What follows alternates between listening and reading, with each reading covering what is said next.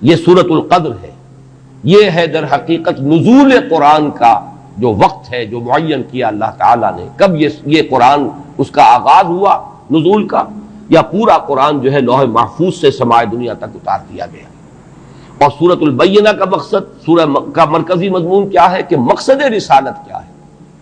اللہ نے رسول کیوں بھیجے؟ لم یکن الذین کفروا من اہل الکتاب والمشرکین منفکین حتی تأتیہم البینہ رسول من اللہ یتلو صحفا مطہرۃ فیہا کتب قیمہ۔ تو یہ 4 سورہ جو ہے اس کے لیے نبوت و رسالت کا عنوان نہایت موضوع ہے۔ اس کے بعد پھر جو 4 سورتیں آنے والی ہیں، پھر وہ 4 سورہ ہے انذار آخرت، سورۃ الزلزال، اذا زلزلت الارض زلزالها واخرجت الارض اثقالها وقال الانسان ما لها۔ اس کے بعد سورۃ العادیات، پھر سورۃ القارعہ، القارعہ ما القارعہ وما ادراک ما القارعہ۔ اس کے بعد سورۃ التکاثر، الہاکم التکاثر حتی زرتم المقابر کلا سوف تعلمون ثم کلا سوف تعلمون۔ یہ گویا کہ انذار آخرت پر 4 سورتیں مشتمل ہیں۔ تو ان 4 سوروں میں اول و آخر مضمون یکساں ہو گیا، وہ بھی آخرت سے متعلق سورۃ التکویر، سورۃ الانفطار، سورۃ الانشقاق اور سورۃ التطفیف، اور یہ بھی سورۃ الزلزال، پھر سورۃ العادیات، پھر سورۃ القارعہ، پھر سورۃ التکاثر۔ تو اول و آخر کا مضمون وہی ہے کہ جو اس تمام گروپ کا مرکزی عمود ہے، انذار آخرت۔ لیکن درمیان میں یہ 3-4 سورے جو آئے ہیں، ان میں حکیمانہ مضامین ہیں، نبوت و رسالت کے مقاصد کا تذکرہ ہے، پھر یہ کہ نور و ظلمت جو باطن میں بھی ہے اور خارج میں بھی ہے، اس کے حوالے سے نہایت معرفت اور حکمت کے موتی ہے قیمتی کہ جو اس 4 سورے میں آئے۔ اب اس تمہید کے بعد صرف یہ نوٹ کر لیجئے کہ سورۃ القدر کا جوڑا جو ہے اصل میں وہ سورۃ البینہ ہے۔ ان میں کیا نسبت ہے؟ سورۃ القدر جو ہے وہ آغاز نزول قرآن کے ذکر پر مشتمل ہے، انا انزلناہ فی لیلۃ القدر، اور سورۃ البینہ مقصد نزول قرآن پر مشتمل ہے، کیوں نازل کیا گیا یہ قرآن۔ معاذ اللہ، میں صرف بات واضح کرنے کے لیے لفظ استعمال کر رہا ہوں، یہ اللہ کی کوئی ہابی نہیں ہے، کتابیں اتارنا یہ کوئی اللہ کا شغل نہیں، مشغلہ نہیں۔ کیوں اتارا ہے؟ مقصد ہے عظیم، تاکہ دودھ کا دودھ اور پانی کا پانی جدا ہو جائے، تاکہ منفک ہو جائیں جنہوں نے کفر کیا ہے، جن کے اندر کجی ہے، جن میں زیغ ہے، جن کے اندر خباثت ہے، وہ علیحدہ ہو جائیں، حتی یمیز الخبیث من الطیب، جن کی فطرت سلیم ہے، صالح ہے، وہ علیحدہ ہو جائیں۔ لم یکن الذین کفروا من اہل الکتاب والمشرکین حتی تأتیہم البینہ، یہ تمییز نہیں ہو سکتی تھی جب تک کہ بینہ نہ آ جاتی۔ اور بینہ کیا ہے؟ رسول من اللہ یتلو صحفا مطہرۃ فیہا کتب قیمہ، وہ جو نقشہ مولانا حالی نے کھینچا ہے کہ اتر کر ہرا سے سوئے قوم آیا اور ایک نسخہ کیمیا ساتھ لایا، یہ دونوں مل کر رسول اور کتاب دونوں مل کر بینہ بنتے ہیں۔ ایک بات ان دونوں کے مابین جو قدر مشترک کے طور پر ہے اسے نوٹ کر لیجئے کہ ان دونوں کے بارے میں اختلاف ہے کہ یہ مکی ہیں یا مدنی ہیں۔ اگرچہ سورۃ القدر کے بارے میں غالب رجحان جو ہے وہ یہ ہے کہ یہ مکی ہے، لیکن رائے موجود ہے کہ یہ مدنی ہے۔ سورۃ البینہ کے بارے میں غالب رجحان یہ ہے کہ یہ مدنی ہے، لیکن یہ رائے بھی موجود ہے کہ یہ مکی ہے، یہاں تک کہ ام المومنین حضرت عائشہ صدیقہ رضی اللہ تعالی عنہا کی رائے یہ آئی ہے کہ یہ بھی مکی صورت ہے، مدنی نہیں ہے، اگرچہ اس کا جو انداز ہے، اس میں جو الفاظ استعمال ہوئے ہیں، اس کا جو اسلوب ہے وہ یقیناً بہت مشابہ ہے مدنی صورتوں کے ساتھ۔ اہل کتاب کا ذکر خاص طور پر یہ جو ہے زیادہ جلی انداز میں جو آیا ہے وہ تو مدنی صورتوں میں آیا ہے، لیکن یہ کہ یہ رائے موجود ہے، اور سب سے بڑھ کر میرے نزدیک اہمیت کی حامل بات یہ ہے کہ ام المومنین حضرت عائشہ صدیقہ رضی اللہ تعالی عنہا کی رائے بھی ہے۔ لیکن ان دونوں میں قدر مشترک کے طور پر صرف اس وقت ذکر کر رہا تھا کہ یہ بات بھی ہے کہ دونوں میں اختلاف ہے، دونوں کے بارے میں کہ آیا یہ مکی صورتیں ہیں دونوں یا مدنی صورتیں ہیں۔ میرے نزدیک جو چیز راجح ہے، کیونکہ یہ دونوں اقوال موجود ہیں سلف میں، تو اب ہمارے لیے صرف ترجیح کا مسئلہ ہے کہ ہم کس کو راجح سمجھتے ہیں، کس کو مرجوح سمجھتے ہیں۔ میرے نزدیک راجح یہی ہے کہ یہ دونوں صورتیں مکی ہیں، اور میں مولانا امین حسن اصلاحی صاحب کی اس بات سے متفق ہوں کہ قرآن حکیم میں جو یہ مکی اور مدنی صورتوں کا معاملہ آیا، یہ 7 گروپوں کی شکل میں ہے۔ ہر گروپ میں آغاز میں ایک یا ایک سے زائد صورت مکی ہوگی، اختتام ایک یا ایک سے زائد مدنی پر ہوگا۔ پہلی صورت سورہ فاتحہ مکی اور 4 سورتیں نہایت طویل، بقرہ اور آل عمران اور نساء اور مائدہ، یہ مدنی۔ اس کے بعد 2 سورتیں مکی، 2 مدنی، انعام اعراف یہ مکی، انفال اور توبہ یہ مدنی۔ اس کے بعد 14 سورتیں سورہ یونس سے لے کر سورہ مومنون تک یہ مکی ہیں، اور 1 سورت تنہا سورہ نور یہ مدنی ہے۔ پھر 8 سورتیں آتی ہیں کہ جو مکی ہیں، پھر 1 سورت آتی ہے اور وہ مدنی ہے، وہ سورہ احزاب ہے۔ اس طریقے سے مکی اور مدنی سورتوں کے 6 گروپ تو ہم پڑھ چکے ہیں، اس لیے کہ وہ تو سورہ تحریم پر 6واں گروپ ختم ہو چکا تھا۔ اب یہ 7واں گروپ ہے، اور اگر یہ اصول صحیح ہے جو مجھے صحیح معلوم ہوتا ہے، اگرچہ یقینی طور پر تو بات نہیں کی جا سکتی، حتمی انداز میں نہیں کہا جا سکتا، لیکن میں اپنے اتفاق رائے کا اظہار کر رہا ہوں کہ مولانا امین حسن اصلاحی صاحب کی اس رائے سے مجھے اتفاق ہے کہ یہ 7واں گروپ بھی اسی طرح ہے کہ اس کی اکثر و بیشتر صورتیں مکی، آخر میں صرف مدنی آئیں گی، درمیان میں نہیں ہو سکتا معاملہ، ورنہ تو پھر یہ کہ گروپوں کی وہ ترتیب جو ہے وہ ڈسٹرب ہو جائے گی، پھر وہ 7 گروپ نہیں رہیں گے، 8 بن جائیں گے یا 9 بن جائیں گے، جو بھی شکل اس کی ہو۔ اس اعتبار سے، اور مجھے نہ صرف اس اصول کے اعتبار سے بلکہ ویسے بھی جو قرائن محسوس ہوتے ہیں وہ یہی ہے کہ یہ صورتیں مکی ہیں۔ آخر میں جا کر میرا مولانا امین حسن اصلاحی صاحب سے ایک اختلاف ہے، لیکن جب وہاں ہم پہنچیں گے کہ آخری مدنی صورتیں کون کون سی ہیں، میں وہاں پھر اس اختلاف کو وہاں بیان کروں گا۔ اور یہ بات سمجھ لیجئے کہ اصول میں اتفاق کے باوجود اصول کی اپلیکیشن میں اختلاف ہو سکتا ہے، اصول ایک ہی ہے، لیکن یہ ہے کہ اس کا جب آپ انطباق کرتے ہیں کسی مسئلے میں، آپ کی رائے کچھ اور ہو سکتی ہے، کسی دوسرے شخص کی رائے کچھ اور ہو سکتی ہے، اور اس میں ہم حتمی اور یقینی طور پر کچھ نہیں کہہ سکتے، واللہ عالم کہہ کر ہمیں اپنی رائے ظاہر کرنی چاہیے۔ تو جہاں تک بحیثیت مجموعی اصول کا تعلق ہے، مکی مدنی صورتوں کے 7 گروپ، ان میں مجھے کامل اتفاق ہے مولانا اصلاحی صاحب کے ساتھ، لیکن آخری گروپ کی مدنیات کون سی ہے اس میں مجھے ان سے اختلاف ہے۔ اس سے بھی زیادہ گہرا تعلق جوڑا تو ہے اس کا سورۃ القدر کا، سورۃ البینہ، لیکن چونکہ 4 سورہ کے ضمن میں عرض کر چکا ہوں کہ صرف جوڑوں کی نسبت نہیں ہوتی، بلکہ بعض جگہوں پر آپ دیکھیں گے کہ اس 4 سورے کی سورہ نمبر 2 اور سورہ نمبر 3 میں زیادہ گہری مناسبت ہے، وہ میں بیان کر چکا ہوں سورۃ العلق کے درس کے ضمن میں۔ 5 آیات ابتدائی سورہ علق کی، اقرا بسم ربک الذی خلق خلق الانسان من علق اقرا وربک الاکرم الذی علم بالقلم علم الانسان ما لم یعلم، اور 5 ہی سورت آیات ہیں اس سورہ مبارکہ کی سورۃ القدر کی، اور ان میں جو گہرا ربط ہے وہ اظہر من الشمس ہے، وہ پہلی وحی ہے، اور اس میں پہلی وحی کے نزول کا ذکر ہے، اس کا وقت معین کیا گیا ہے، ہم نے یہ لیلہ مبارکہ میں اس کو نازل فرمایا۔ انا انزلناہ فی لیلۃ القدر وما ادراک ما لیلۃ القدر لیلۃ القدر خیر من الف شہر تنزل الملائکۃ والروح فیہا باذن ربہم من کل امر سلام ہی حتی مطلع الفجر۔ تو کس قدر خوبصورت ربط ہے، سورہ علق کی 5 آیات ابتدائی، اور یہ سورہ مبارکہ کل 5 آیات پر مشتمل، وہ پہلی وحی ہے جو نازل ہوئی، اور یہ پہلی وحی کے نزول کا وقت ہے جس کا تعین ہو رہا ہے سورۃ القدر میں۔ ایک میں اس سے پہلے بھی عرض کر چکا ہوں، جیسے سورۃ التین اور سورہ بلد کے درمیان، حالانکہ سورہ بلد جو ہے وہ تو 4 سورہ دعوت و حکمت سے متعلق ہے، اس کی آخری صورت ہے 4تھی صورت، اور سورۃ التین جو ہے وہ 4 سورہ نبوت و رسالت کی پہلی صورت ہے، لیکن ان کے مابین بڑا گہرا ربط ہے۔ جو قسمیں ہیں، لا اقسم بہذا البلد وانت حل بہذا البلد ووالد وما ولد لقد خلقنا الانسان فی کبد والتین والزیتون وطور سینین وہذا البلد الامین لقد خلقنا الانسان فی احسن تقویم۔ تو معنوی اعتبار سے بہت مشابہت اور مناسبت اور بہت گہرا ربط جو ہے سورہ بلد اور سورۃ التین کے مابین بھی۔ بالکل اسی طرح یہاں نوٹ کر لیجئے کہ ایک ربط ثالث جو ہے اس سورۃ القدر کا،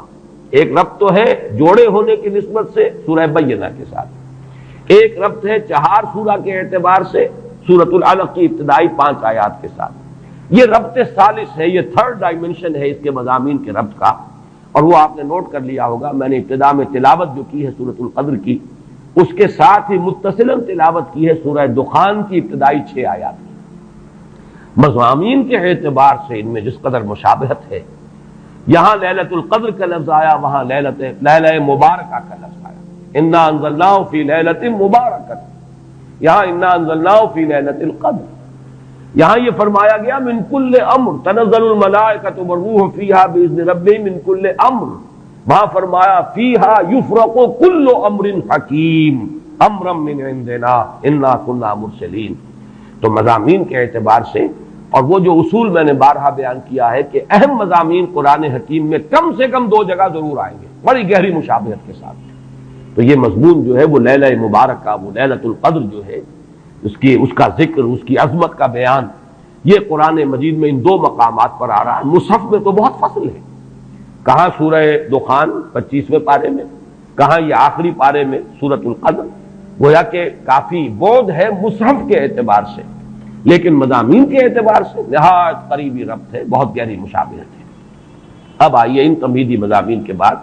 ہم اس سورہ مبارکہ کا لفظ بلفظ مطالعہ شروع کریں۔ انا انزلناہ فی لیلۃ القدر، یا نوٹ کیجئے قرآن حکیم میں اللہ تعالیٰ نے اپنی ذات کے لیے کہیں تو واحد کا صیغہ استعمال کیا، اننی انا اللہ لا الہ الا انا فاعبدنی واقم الصلاۃ لذکری، یہ سب واحد کی صیغہ، کہیں جمع کا صیغہ آتا ہے، انا انزلناہ فی لیلۃ القدر انا فتحنا لک فتحا مبینا انا نحن نزلنا الذکر وانا لہ لحافظون انا اعطیناک الکوثر۔ تو اس میں ظاہر بات ہے کہ اگرچہ یہ مفرد ہے انی، اور یہ انا جو ہے جمع کا صیغہ ہے، لیکن یہ اظہر من الشمس ہے کہ اس میں اللہ تعالیٰ کی ذات میں کوئی تعدد یا تکثر کا کوئی سوال نہیں، معاذ اللہ ثم معاذ اللہ، کوئی کثرت نہیں ہے، وہ تو وحدت مطلقہ ہے، ذات باری تعالیٰ وحدت مطلقہ ہے، جس سے بڑی وحدت اور جس سے گہری وحدت کا ہم تصور بھی نہیں کر سکتے۔ لہذا یہاں پر جمع کا صیغہ کس لیے آیا؟ یہ عربی زبان کا اسلوب ہے کہ جیسے شاہانہ اندازے کا کلام ہوتا ہے ہم، یہ ہم جو ہے در حقیقت اپنی عظمت، اپنی تفخیم، اپنی جلالت شان، اپنی علو مرتبت، اس کے اظہار کے لیے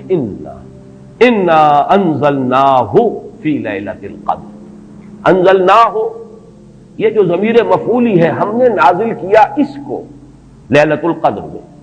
اب یہ عام طور پر تو اسلوب یہ ہے کہ ضمیر کا استعمال وہاں آنا چاہیے جہاں جس شے کے لیے ضمیر آ رہی ہے اس کا ذکر صراحت کے ساتھ پہلے ہو چکا ہو، عام اسلوب یہی ہے، لیکن قرآن حکیم کے اپنے اسالیب ہیں، خاص مخصوص اسالیب ہے۔ قرآن مجید جیسے ہم کہا کرتے ہیں کہ فلاں ادیب جو ہے وہ خود صاحب طرز ادیب ہے، اس نے اپنی طرز خود ایجاد کی ہے، یہ طرز خاص ہے ایجاد میری۔ صاحب طرز ادیب جیسے ہوتے ہیں ہمارے ہاں، جن کو ہم کہتے ہیں، قرار دیتے ہیں، قرآن مجید کے اپنے اسالیب ہیں، اپنا طرز بیان ہے، اور اس میں یہ ہے کہ جو شے بالکل اظہر من الشمس ہو اس کے لیے پہلے سے تذکرہ ہونا ضروری نہیں ہے، اس کے لیے ضمیر لے آئیں گے بغیر اس کے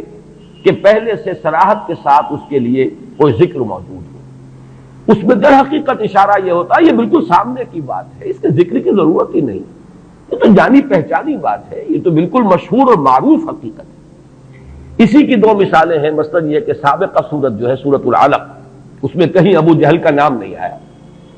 لیکن ظاہر بات ہے کہ جب وہ آیات نازل ہوئی ہیں اور جب محمد الرسول اللہ صلی اللہ علیہ وسلم نے ان کو پڑھ کر سنایا ہوگا تو شاید ہی کوئی شخص و مکے والا کہ جو نہ پہچان سکا ہو کہ یہ کس کا ذکر ہے۔ ارایت الذی ینہی عبدا اذا صلی ارایت ان کان علی الہدی او امر بالتقوی ارایت ان کذب وتولی الم یعلم بان اللہ یری۔ ظاہر بات ہے اظہر من الشمس ہے تو نام لینے کی ضرورت نہیں۔ اسی طریقے سے مثلاً اسلوب جو ہے بہت نمایاں ہو کر آیا ہے سورہ واقعہ کے آخری رکوع میں، کلا اذا بلغت الحلقوم فلولا اذا بلغت الحلقوم، تو کیوں نہیں ایسا ہوتا کہ جب وہ پہنچ جاتی ہے حلق تک، حلقوم تک، کیا پہنچ جاتی ہے؟ اب یہاں پہ اظہر من الشمس سے مراد ہے عالم نزا میں جبکہ جان آ کر ہنسلی میں پھنس جاتی ہے، یہاں گھنگرو بولتا ہے اصل میں حتی اذا بلغت الحلقوم، یہ آخری وقت جو ہے معلوم ہوتا ہے کہ یہاں کوئی آواز آ رہی ہے اور جان یہاں آ کر پھنس گئی، لیکن یہاں جان کا یا نفس کا کہیں لفظ نہیں آیا۔ لا فلولا اذا بلغت الحلقوم وانتم حينئذ تنظرون ونحن اقرب اليه منكم ولكن لا تبصرون فلولا ان كنتم غير مدينين ترجعونها ان كنتم صادقين۔ اب یہاں پر بھی لفظاً کوئی ذکر نہیں ہے کہ کس شے کے لیے یہ لفظ استعمال ہو رہا ہے، لیکن اس کے مشہور و معروف اور اظہر من الشمس ہونے کے اعتبار سے وہ جو عام قاعدہ ہے اس کے خلاف یہاں پر بغیر اس کے صراحت کے تذکرے کے ضمیر کا استعمال ہو گیا. انا انزلناہ فی لیلۃ القدر. اس میں ایک بات اور نوٹ کیجئے کہ در حقیقت کسی شے کا اس طرح تذکرہ نہ کرنا یہ خود اس کی عظمت کی دلیل ہے. گویا کہ یہاں پر نہ صرف یہ کہ قرآن کے لیے اس ہو کا ضمیر جو ہے اس کی انا انزلناہ یہ قرآن کے اپنے مخصوص اسلوب کے مطابق آئی ہے، بلکہ اس میں قرآن کی عظمت کی طرف اشارہ ہے. اس لیے کہ جو صاحب عظمت ہستی ہو اس کا نام نہیں لیا جاتا، بلکہ اس کی طرف جناب، حضور، یہ الفاظ جو ہیں یہ اسی لیے اختیار کیے گئے ہیں اور ایجاد کیے گئے ہیں کہ عظیم ہستی صاحب مرتبہ کوئی شخصیت ہے، اس کا نام نہیں لیا جاتا، اس کی طرف اشارے کیے جاتے ہیں. انا انزلناہ، ہم نے اسے نازل فرمایا. معلوم یہ ہوا کہ اس میں عظمت قرآن کی طرف بھی ایک اشارہ کیا جا رہا ہے. پھر اس میں عظمت قرآن جو ہے اس کے دو اور اسلوب ہیں جو اس میں سامنے آئے. انا انزلناہ فی لیلۃ القدر، ہم نے خود نازل کیا اس کو. حالانکہ ہمیں معلوم ہے کہ یہ نزول جو ہوا ہے محمد رسول اللہ صلی اللہ علیہ وسلم پر بواسطہ ملک ہوا ہے، جبرائیل کے ذریعے سے. فإنہ نزلہ علی قلبک، اس نے نازل کیا اس قرآن کو اے نبی آپ کے دل پر. نزل بہ الروح الامین علی قلبک، اس کو لے کر نازل ہوئے یا اس کو نازل کیا ہے روح الامین نے. تو معلوم یہ ہوا کہ فرشتہ درمیان میں ہے، لیکن یہ جیسے کہ کہا گیا انہ لقول رسول کریم ذی قوت عند ذی العرش مکین مطاع ثم امین. یہ سورہ تکویر میں یہ مضمون آ چکا ہے، اور آج کئی مرتبہ اس سورت کا نام ہم نے لیا ہے 4 سوروں کے تعین کے ضمن میں. تو یہ سب کچھ کس لیے کہ معین طور پر یہ بات واضح ہو جائے کہ قرآن مجید کی تنزیل محمد الرسول اللہ صلی اللہ علیہ وسلم پر بواسطہ ملک ہوئی ہے، لیکن یہاں اس واسطے کو ہٹا کر بات کی جائے انا انزلناہ فی لیلۃ القدر، تاکہ یہ اللہ تعالیٰ کی ذات کے ساتھ اس کی جو نسبت خصوصی ہے وہ نمایاں ہو، اور اس سے قرآن مجید کی بھی عظمت جو ہے وہ اور اجاگر ہو کر اور نکھر کر اور ظاہر ہو کر سامنے آ جائے. اسی طریقے سے اس کا ایک اور اسلوب بھی ہے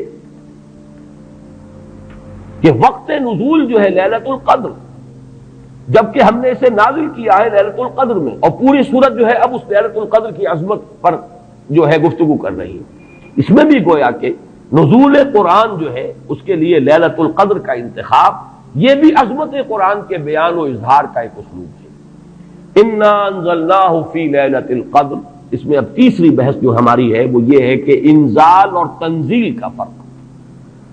یہ بارہ میں عرض کر چکا ہوں کہ باب افعال سے مصدر آئے اور پھر باب تنزیل سے اسی مادے سے اگر مصدر آئے تو ان میں فرق کیا ہوتا ہے. باب افعال میں کسی کام کا دفعتن کر دینا، ایک ہی مرتبہ یک بارگی جسے ہم کہتے ہیں کام کو مکمل کر دینا. باب تفعیل میں تدریجن، یہ تدریج خود جو ہے تفعیل کے وزن پر ہے، تدریجن تھوڑا تھوڑا کر کے کسی کام کو بڑے اہتمام کے ساتھ، اس لیے کہ جب اہتمام ہوتا ہے اور جب اس کی خاص توجہ ہوتی ہے تو رفتار کم ہو جائے گی، اور جب کہیں کسی کام کو بس تیزی سے کر دیا جائے تو پھر اتنی توجہ کی ضرورت نہیں ہوتی. اس میں مثال جو ہے بہت نمایاں اعلام اور تعلیم. اعلام کے معنی خبردار کر دینا، بتا دینا، بس بتا دیا. اب تمہاری سمجھ میں آیا ہے تو آیا ہے، نہیں آیا تو نہیں آیا. اگر آیا ہے تو ٹھیک ہے، نہیں آیا تو دفع ہو جاؤ. ہمارا کام تھا بتا دینا، ہم نے بتا دیا، یہ اعلام ہے، بتا دیا اعلام. تعلیم، تعلیم ہے ذہن نشین کرنا، اتارنا، بٹھانا، سمجھانا، تھوڑا تھوڑا کر کے بٹ بائی بٹ، پھر یہ دیکھنا کہ یہ بات سمجھ میں آ گئی تو اگلا قدم، یہ بھی اگر سمجھ میں آ گئی تو اگلی بات. یہ تعلیم ہے. تو اسی طریقے سے جو اعلام اور تعلیم کا فرق ہے وہی فرق ہے انزال اور تنزیل کا. اور یہ الفاظ دو قرآن مجید میں اگرچہ کہیں کہیں استثناءات ہیں، لیکن آپ کو معلوم ہے کہ یہ تو اصول ہے دنیا میں ہر جگہ پر، ایکسیپشنز پروو دی رول. اگر کہیں استثناءات آ جائیں تو اس سے قانون جو ہے اور کلیات ٹوٹتے نہیں ہیں بلکہ اور مؤکد ہو جاتے ہیں. تو یہ بات نوٹ کر لیجئے کہ استثناءات تو اگرچہ ہیں انزال اور تنزیل کے استعمال میں، لیکن یہ کہ بالعموم یا یوں کہیے کہ قانون کے طور پر، ایک کلیے کے طور پر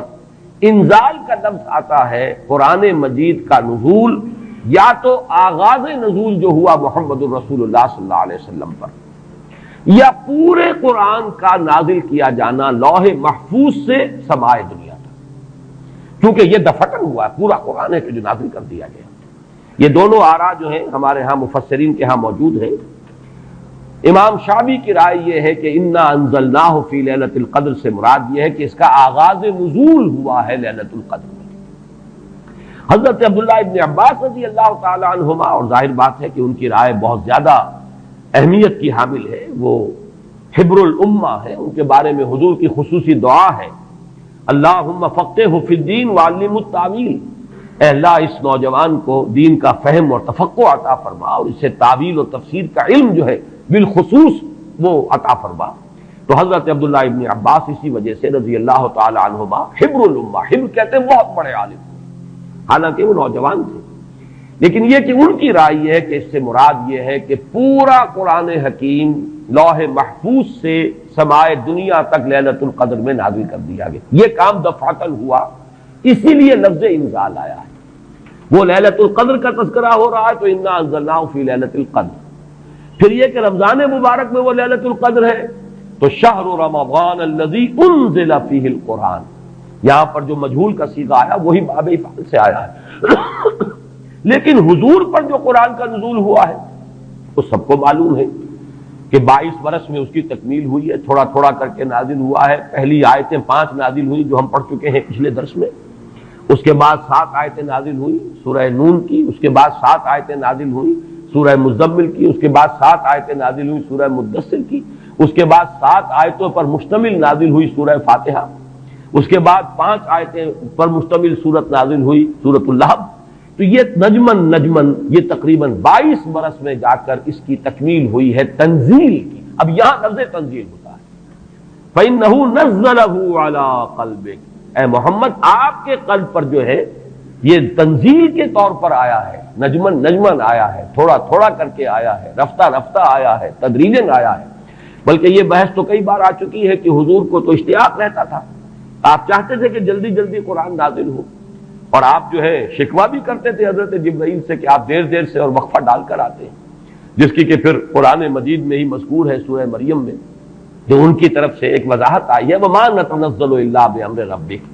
اور پھر اس کے علاوہ دوسرے مقام پر وَلَا تَعْجَلْ بِالْقُرْآنِ مِنْ قَبْلِ أَن يُقْضَىٰ إِلَيْكَ وَحْيُهُ، اے نبی جلدی نہ کیجئے، قرآن مجید کی آپ پر تنزیل جو ہے اس کے اندر جو وقت اور جو اس کے اندر وقفے ہیں یہ اللہ تعالیٰ کی حکمت کے تحت ہیں، اور ان کے اندر حکمت مثمر ہے، لہذا آپ جلدی نہ کیجئے۔ وَلَا تَعْجَلْ بِالْقُرْآنِ مِنْ قَبْلِ أَن يُقْضَىٰ إِلَيْكَ وَحْيُهُ، تو اس اعتبار سے نوٹ کر لیجئے کہ تنزیل جو ہے وہ محمد الرسول اللہ صلی اللہ علیہ وسلم پر نزول قرآن کے لیے، اور انزال ہے قرآن مجید کا دفعتاً نازل ہو جانا۔ اور اس میں یہ سمجھتا ہوں کہ زیادہ جو قوی رائے ہے وہ حضرت عبداللہ ابن عباس رضی اللہ تعالی عنہما کی ہے کہ یہاں جس انزال کا ذکر کیا جا رہا ہے وہ لوح محفوظ، اور یہاں ذرا گن لیجئے قرآن مجید میں لوح محفوظ کے لیے 2 الفاظ اور بھی آئے ہیں،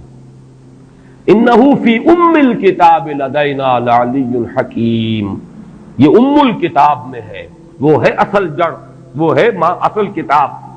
یہ تو نقول ہے، جیسے کہ میں نے بارہا کہا ہے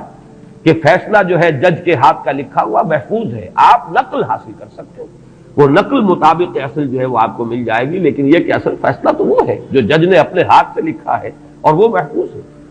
اسی طریقے سے اصل قرآن تو جس کو کہا گیا فی کتاب مکنون لا یمسہ الا المطہرون،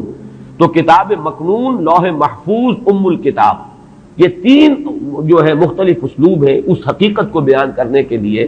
کہ وہ اس عالم امر میں، وہ 7ویں آسمان سے بھی اوپر کہیں کوئی ہے جس کی حقیقت کو اس وقت ہم نہیں سمجھ سکتے، وہ لوح محفوظ ہے، وہ ام الکتاب ہے، وہ کتاب مکنون ہے، وہاں سے یہ پورا قرآن نازل کر دیا گیا دفعتاً واحدہ، جملتاً واحدہ، لیلۃ القدر میں، کہ جو کہ رمضان مبارک کی ایک شب تھی، سمائے دنیا تک۔ وہاں سے پھر فرشتے نے اس کو تدریجاً جو بھی اس کے نزول کے لیے حکمت معین تھی اللہ تعالیٰ کے علم میں، اس کے مطابق اس کو نازل کیا محمد رسول اللہ صلی اللہ علیہ وسلم پر۔ البتہ یہ رائے کہ اس سے مراد آغاز نزول ہے، یہ بھی لفظی اعتبار سے اس کے اندر کوئی تضاد نہیں ہوگا، اس لیے کہ آغاز نزول میں جو آیات نازل ہوئی ہیں وہ تو دفعتاً واحدہ ہی نازل ہوئی ہیں، اقرا بسم ربک الذی خلق خلق الانسان من علق اقرا وربک الاکرم الذی علم بالقلم علم الانسان ما لم یعلم. تو یہ تو ظاہر ہے کہ ایک ہی وقت میں 5 آیات نازل ہوئی، لہذا امام شافعی کی رائے جو ہے وہ بھی جہاں تک کہ لغوی بحث ہے اس کے اعتبار سے اس کو رد نہیں کیا جا سکتا، لیکن یہ کہ جیسا کہ میں نے عرض کیا ہمارے لیے زیادہ اہمیت کا قول جو ہے وہ حضرت عبداللہ ابن عباس کا ہے رضی اللہ تعالی عنہما. اب آئیے لیلۃ القدر، انا انزلناہ فی لیلۃ القدر، اس میں قدر سے مراد کیا ہے؟ قدر کی رات. بعض حضرات نے تو بڑی آسانی کی ہے کہ ترجمے میں کہہ دیا ہم نے اسے شب قدر میں نازل کیا. ظاہر بات ہے کہ ترجمے میں تو آسان ہے، لیل کی جگہ شب کا لفظ لے آئیے اور اس کے ساتھ قدر کے لفظ کو جو کا تو رکھ دیجئے. یہی وجہ ہے کہ اردو میں ترجمہ کرنا، اردو میں درس دینا قرآن کا بہت آسان ہے، لیکن کوئی ایسی اجنبی زبان ہو کہ جس کے الفاظ سرے سے مناسبت نہ رکھتے ہو عربی زبان کے الفاظ کے ساتھ، وہاں بہت مشکل ہو جاتا ہے. اب اگر آپ انگریزی میں ٹرانسلیٹ کریں گے اس کو تو آپ کو کوئی مفہوم معین کرنا پڑے گا، کوئی ایک لفظ سلیکٹ کرنا پڑے گا. آپ قدر کے لفظ کو تو وہاں پر ریٹین نہیں کر سکتے، تو بہت مشکل ہو جائے گا ان زبانوں میں. چونکہ ہماری زبان جو ہے اس میں تو اکثر و بیشتر اصطلاحات جو ہیں وہ تو قرآن مجید کی جو کی تو منتقل ہو گئی. تقویٰ کا لفظ ہے تو جو کا تو ہے، ایمان کا لفظ ہے تو جو کا تو ہے. اس اعتبار سے اردو میں ترجمہ یا اردو میں درس قرآن دینا بہت آسان ہے، لیکن کسی اور زبان میں کہ جس کا کوئی بھی ربط نہ ہو اردو کے ساتھ، عربی کے ساتھ، فارسی کے ساتھ، بہت مشکل ہے. اس قدر سے مراد کیا ہے؟ اس کے ضمن میں 3 آراء ہیں کہ جو ملتی ہیں. 2 بہت مشہور ہیں، تیسری ذرا ایک شاذ رائے ہے، لیکن یہ کہ بہرحال وہ بھی میں چاہتا ہوں کہ آپ کے علم میں آ جائے. قدر سے مراد ایک تو یہ ہے کہ یہ تقدیر الامور، یہ رات وہ ہے کہ جس میں 1 سال کے لیے مقادیر اور تقدیروں کا تعین ہو جاتا ہے. اگرچہ ایک لفظ میں نے استعمال غلط کر دیا اس جملے میں، تعین تو وہ ہو چکا ہے ازل میں، اللہ تعالیٰ کے علم ازلی میں تو وہ چیزیں پہلے سے موجود ہیں. کب کس وقت کس شے کو ظہور پذیر ہونا ہے، کب کس وقت کس جگہ کون سا واقعہ ظاہر ہوگا. لیکن یہ ہے کہ وہ تو اللہ کا علم قدیم ہے، علم کی حد تک وہ علم قدیم ہے، وہ تو ہمیشہ سے شے جو ہے موجود ہے اللہ کے علم قدیم میں. لیکن یہ کہ ہر سال کا معلوم ہوتا ہے کہ جیسے ہمارے ہاں ایک مفہوم ہے بجٹ سیشن ہے، سال بسال کچھ چیزیں معین کی جاتی ہیں. اس اعتبار سے ہر سال یہ ایک شب آتی ہے کہ جس میں اس سال سے متعلق امور فرشتوں کے حوالے کر دیے جاتے ہیں. اس اصل جو ہے ام الکتاب سے یوں سمجھ لیجئے، ام الکتاب اب یہاں میں لفظ استعمال کر رہا ہوں، اللہ تعالیٰ کا علم قدیم. اللہ تعالیٰ کے علم قدیم میں جو چیزیں معین ہیں، جو آنے والے سال کے لیے جو حالات، حوادث، واقعات جو بھی ظہور پذیر ہونے ہیں، ان کے بارے میں اللہ کے جن فیصلوں کی تنفیذ ہونی ہے وہ حوالے کر دی جاتی ہیں فرشتوں کے کہ وہ ان کو تنفیذ کریں. یہ گویا کہ تقدیر کی رات ہے لیلۃ القدر، یعنی وہ رات جس میں تقدیر الامور، تمام معاملات جو ہیں ان کا معاملہ طے کر دیا جاتا ہے. اور اس کی تائید ہوتی ہے وہ سورہ دخان کی آیت سے فیہا یفرق کل امر حکیم. اور اس آیت میں جو لفظ آیا وہ بہت پیارا آیا، یفرق. اس رات میں ہر بات جو پختہ ہے وہ جدا کر دی جاتی ہے. فرق کے معنی جدا کرنا، فرق علیحدہ کر دینا، فرق کے معنی ہے کسی شے کے ٹکڑے کر دینا، وہ فرق ہوگا. فرقوا دینہم، انہوں نے اپنے دین کے ٹکڑے کر دیے. کسی شے کو، کسی جز کو کل سے جدا کرنا، یہ فرق ہوگا. تو معلوم ہوا فیہا یفرق کل امر حکیم. میں آج سوچ رہا تھا تو انگریزی کا ایک لفظ بہترین ذہن میں آیا، ایشو ہو جانا. ایک شے ایشو کر دی جاتی. اب یہ آرڈرز ایشو ہو گئے، طے ہے علم قدیم میں، اللہ تعالیٰ کا وہ علم قدیم جو ازلی ہے اس میں تو وہ چیزیں ہیں، لیکن اس سال کے لیے وہ آرڈرز ایشو کر دیے گئے. فیہا یفرق کل امر حکیم امرا من عندنا، ہمارے پاس سے ان معاملات کا معاملہ جو ہے فیصلہ ہوتا ہے. کوئی اور طاقت نہیں ہے فیصلہ کرنے والی، وہ فیصلے ہمارے ہی ہیں، ہمارے ہی پاس سے وہ فیصلے جو ہیں صادر ہوتے ہیں. لیکن یہ کہ اس شب میں لیلہ مبارکہ اسے کہا گیا، انا انزلناہ فی لیلۃ مبارکۃ انا کنا منذرین فیہا یفرق کل امر حکیم امرا من عندنا انا کنا مرسلین. وہ ہمارے پاس سے وہ فیصلے جو ہیں وہ صادر ہو کر اور حوالے کر دیے جاتے ہیں. گویا کہ آپ جیسے کہتے ہیں آرڈر ایشو ہو گئے، آپ کے تبادلے کے یا آپ کی ترقی کا جو حکم ہے ایشو ہو گیا. تو یہ گویا کہ یہ 1 سال کا معاملہ. اور اس کے ساتھ ہی نوٹ کر لیجئے قرآن حکیم میں معلوم ہوتا ہے کہ اللہ تعالیٰ کے ہاں سے یہ فیصلے جو ہیں قضاء و قدر کے اور جو بھی اللہ کے احکام ہیں ان کی تنفیذ تدبیر امر، اس کے لیے بھی کئی لیولز معین ہیں۔ چنانچہ سورہ سجدہ میں جو فرمایا گیا ہے وہ تو یہ ہے کہ 1000 سال کا معاملہ طے ہو جاتا ہے۔ یدبر الامر من السماء الى الارض ثم يعرج الیہ فی یوم کان مقدارہ 1000 سنۃ مما تعدون۔ تمہاری تعداد اور تمہاری گنتی اور تمہارے حساب اور تمہاری تقویم سے جو 1000 سال بنتے ہیں، اللہ تعالیٰ کی تدبیر امر اس کے حساب سے ہوتی ہے، اور پھر اس کی تکمیل کے بعد پھر ملائکہ جو ہے اس کی جو رپورٹ ہے وہ لے کر اللہ تعالیٰ کے حضور میں حاضر ہوتے ہیں۔ یہ کہا جا سکتا ہے کہ جیسے ہم یہ سمجھتے ہیں کہ 7 آسمان ہیں، ان 7 آسمانوں کے ساتھ اللہ تعالیٰ کا یہ جو تدبیر امر کا معاملہ ہے کہ جو سمائے دنیا ہے اس پر وہ سالانہ ایشو ہو رہے ہوں احکام قضاء و قدر کے، اور وہی ہے کہ جو پھر اس سال کے دوران ان کی تنفیذ ہو جاتی ہے۔ اور اگر اس سے آگے 100 برس کی کوئی پلاننگ ہے تو وہ دوسرے کہیں آسمان پر ہو، اور اس سے اوپر اگر کوئی 1000 برس کی پلاننگ ہے تو وہ اس سے کہیں اوپر کے آسمان پر ہو، اور اگر اس سے اوپر 10,000 برس کی کوئی پلاننگ ہے تو اس سے اوپر کے آسمان پر ہو۔ یہ سارے معاملات ممکن ہیں، یہ عالم امر کی وہ باتیں ہیں جن کو صحیح طور پر سمجھنا ہم صرف اشارات کے حوالے سے کوئی دھندلا سا تصور قائم کر سکتے ہیں کہ قرآن ایک طرف یہ بھی کہہ رہا ہے یدبر الامر من السماء الى الارض ثم يعرج الیہ فی یوم کان مقدارہ 1000 سنۃ مما تعدون۔ سورہ معارج میں یہ بھی ہے تعرج الملائکۃ والروح الیہ فیہا، اس میں فی یوم کان مقدارہ 50,000 سنہ، 50,000 برس کا بھی ایک دن ہے اللہ کا۔ تو ہو سکتا ہے کہ ان تمام مختلف درجہ بدرجہ جو تدبیر امر کے فیصلے اللہ کی طرف سے حکمت الہی اور علم الہی سے جن چیزوں کا کہ ایشو ہو رہا ہو، جس کے کہ احکام صادر ہو رہے ہوں، وہ بھی درجہ بدرجہ ہوں، اور یہ جو ہے سمائے دنیا پر یہ ایک سالانہ جو ہے نظم اس کا قائم ہو، اور اس کے حوالے سے فرشتوں کو جو اس دنیا کے فرشتے ہیں جو یہاں پر تنفیذ امر کی جو خدمت ہے اس پر مامور ہیں ان کے حوالے کر دیے جاتے ہیں۔ تو ایک رائے تو میں نے عرض کی کہ قدر سے مراد تقدیر، کہ یہ رات جو ہے تقدیر الامور کی رات ہے، تمام جو امور ہیں ان کے مقادیر، ان کی تعیین، ان کے بارے میں اللہ تعالیٰ کے احکام جو ہے ان کا ایشو ہو جانا۔ ایک رائے یہ ہے کہ یہ قدر سے مراد ہے قدر و منزلت، اونچا رتبہ، علو شان، منزلہ اور شرف۔ اب اس کی تائید ہوتی ہے، معلوم ایسا ہوتا ہے کہ یہ دونوں باتیں تو بیک وقت جو ہے مراد ہیں، اسی لیے میں نے کہا یہ دونوں اقوال بہت مشہور بھی ہیں،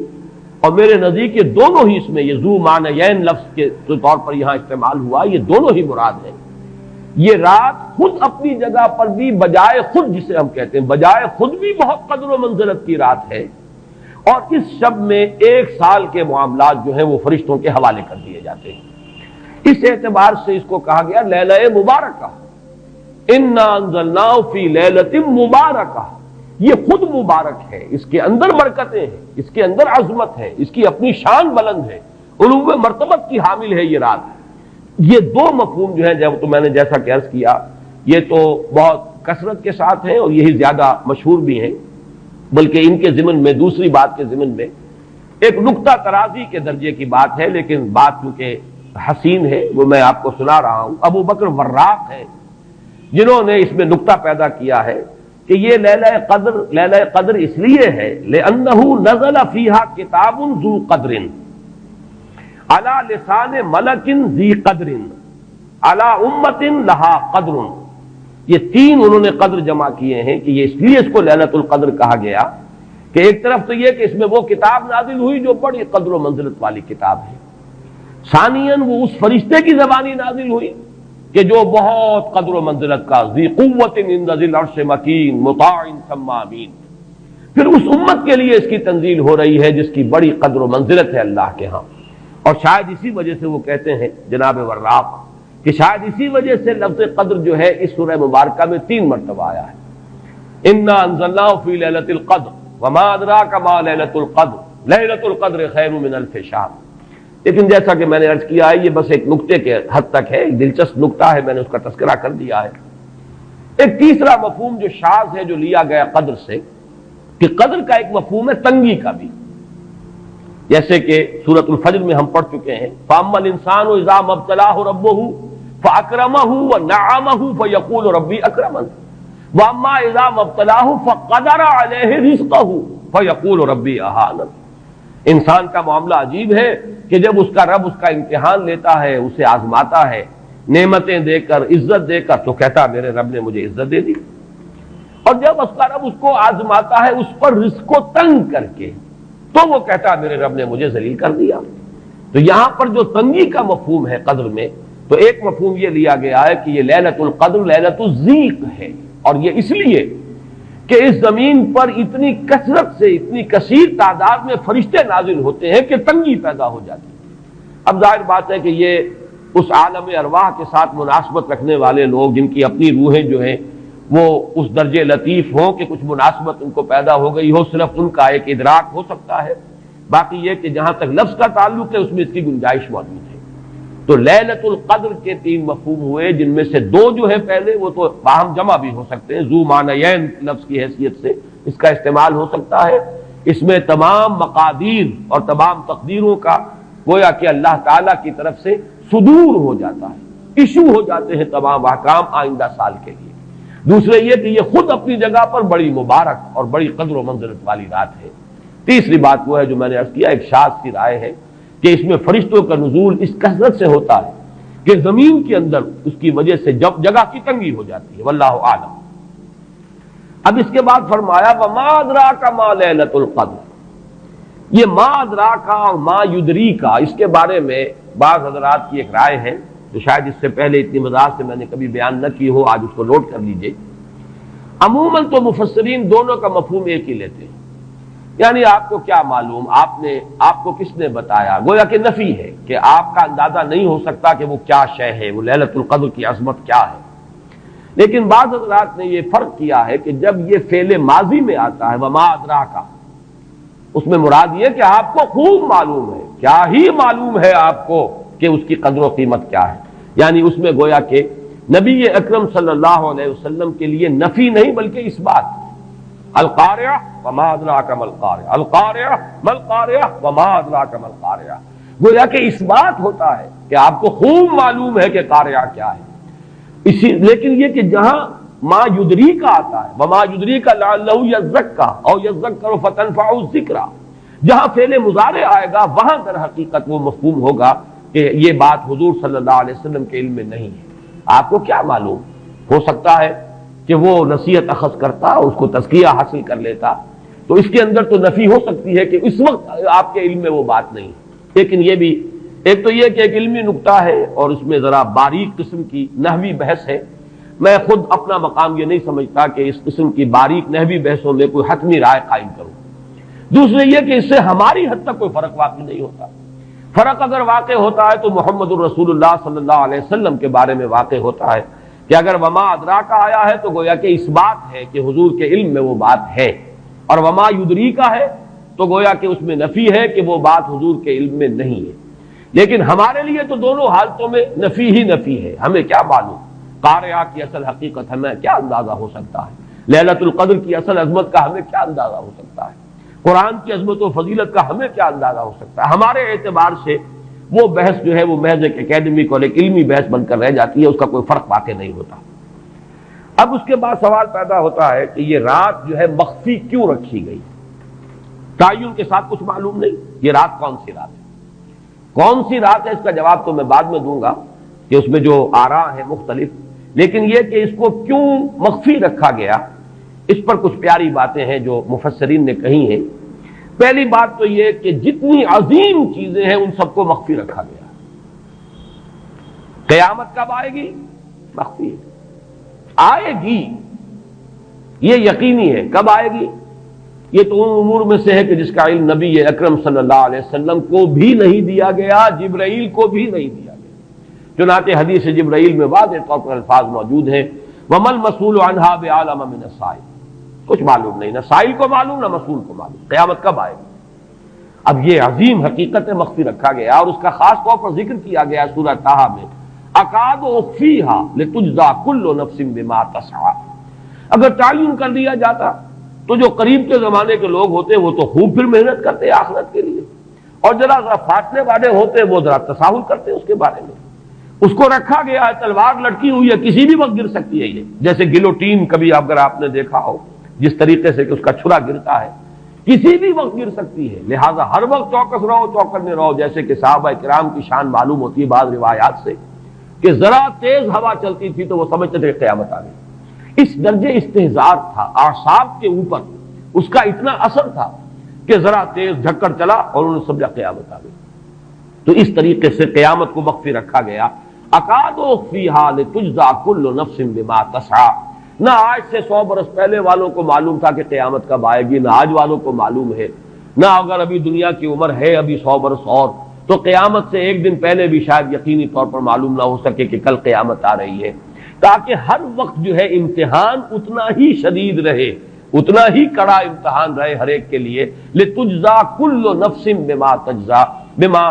تسعی، تاکہ ہر ذی نفس کو بدلہ ملے اس کی سعی کے مطابق.